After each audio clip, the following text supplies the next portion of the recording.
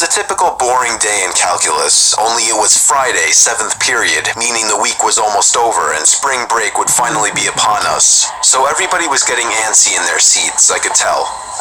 We didn't have a test that day like a lot of my friends did with their other teachers, so our teacher in the middle of class just decided to start playing games with us on Sporkle.com.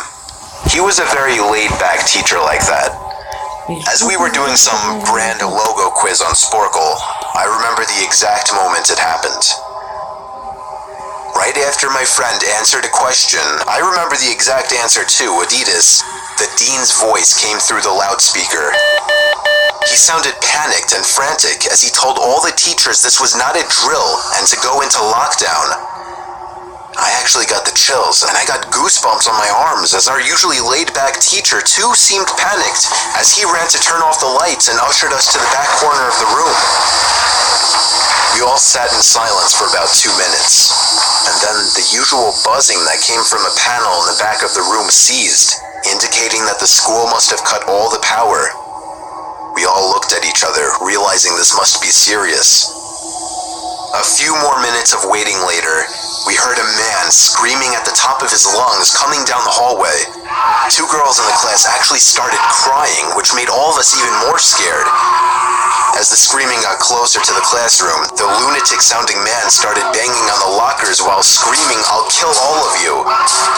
It was at that moment that I started to fear for my life. My teacher shushed us as we all looked at each other to see our peers' reactions.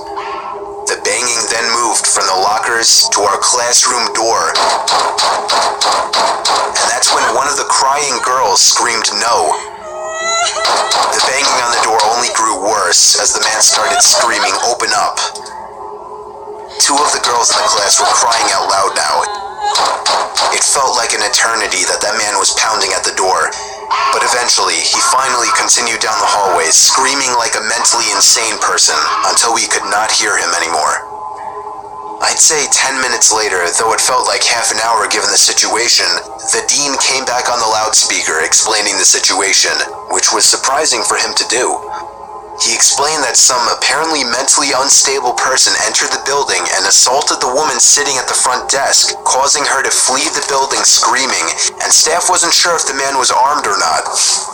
Now, this was before the school had cameras or could afford proper security, so the school was wide open to something like this happening. The staff had done a sweep of all the hallways and classrooms and couldn't find him, so the dean instructed the teachers to resume teaching but to keep all the doors locked and to not let any students leave for any reasons. The most disturbing part, however, is that one of the janitors working the night shift found the man sleeping in one of the storage closets near the back end of the school, and according to rumors that were spread by my peers, sticking out of his pocket was a .44 Magnum. The janitor must have done something stupid to wake him up, for example, leaving the closet door open, because by the time a police officer could arrive on the scene, the man was gone.